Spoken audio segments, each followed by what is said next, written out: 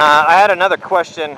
Hello everyone, this is M13, and I hope my visor's clean. I had another question asked of me recently, and that is... Let me just adjust my camera.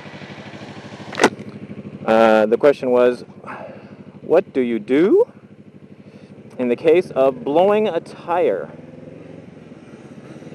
First of all, like, people are scared of that, you know, it happens in cars, you're riding along, a tire pops, whatnot, and then you think to yourself, well, what happens if I'm riding on my motorcycle and I blow a tire? First of all, I've never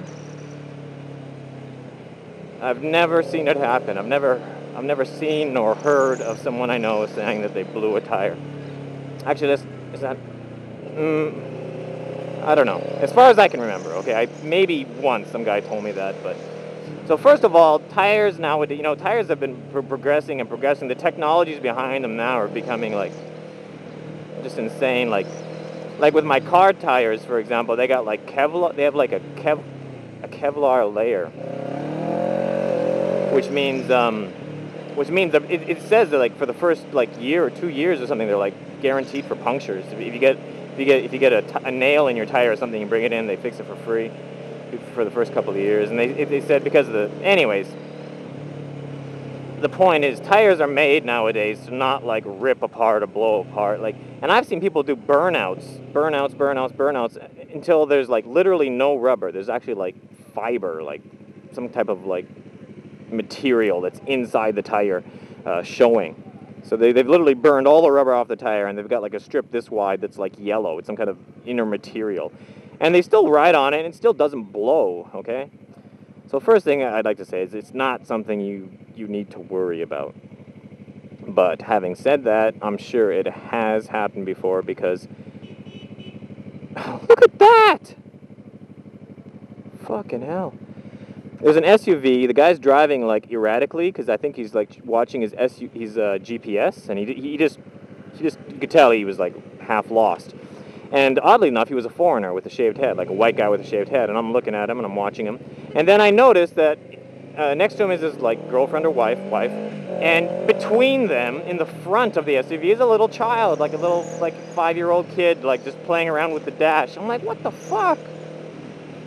Just because the locals are stupid enough to let their kids, like, no seatbelt, no safety seat, etc., you know, play around in the car, doesn't mean that we have to follow their example, for fuck's sakes, people.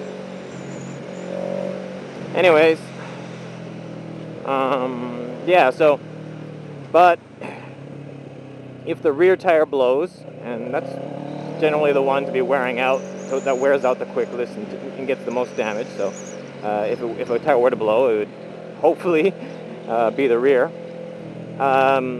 You know, the answer is just a simple one. Don't panic, don't brake hard. You know, you just lost one tire, you don't want to brake hard and then overstress the next one, and then you've got zero. You would just lightly brake, slowly brake. Just try to keep the bike straight, and just apply the front brake lightly. Don't panic. If the rear tire blows, the bike starts shaking, don't brake hard, because yeah, because you've already lost traction in the rear. You don't want to overburden the front. So just slowly brake to a halt. And if the front tire blows, just jump off the bike, because you're screwed. No, that's not true. Even if the bike is going down, the safest place to be, and this is another topic, if you're crashing, they tell you to stay on the bike, because a bike is heavy, and it will come, like, if it's sliding along the ground, it'll stop a lot quicker than you will. So if you were to, like, wipe out on a bike, the best thing to do is to stay on it, as opposed to jumping off, which a lot of people think they should do. And plus, when if you, like, you know, grab the motorcycle with your knees and, like, you know, like just hold on to the tank with your knees and whatnot, the bike sticks out further than my legs. It's got things that stick out and stuff, so there's a chance that the bike could slide along the ground and come to a stop, and your body would barely touch the ground. If you're lucky, and if you don't, like, just slide off and into a wall and whatnot. They say the only time you should, like, push off from the bike is if you're, like, sliding towards a ditch. Because I guess what could happen is the bike could, like, hit the ditch and, like, go spinning in the air. And if you're sitting on it, you don't want to be, like, sitting on a spinning bike. There's a few things that spin that I would like to sit on, but a bike that isn't not one of them. Yeah. So the general rule is if you crash a bike, stay on it unless you're heading towards a ditch. Yeah, and so the front tire blows, same kind of thing would go. Brake with the rear. Now, I'm not certain about this, so maybe you could comment. I've read about it in the past, but it was a while ago. Like, would you still want to brake lightly with the rear, or would you want to brake hard?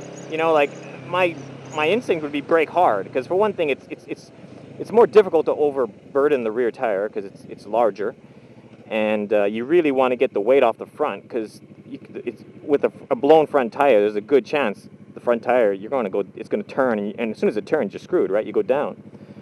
So you'd want to brake hard, but then again, you want to brake hard enough, but you don't want to lock up the rear, because as soon as you lock up the rear and it starts sliding, then again the weight transfers back to the front, right? So yeah, so front tire blows. Do you brake?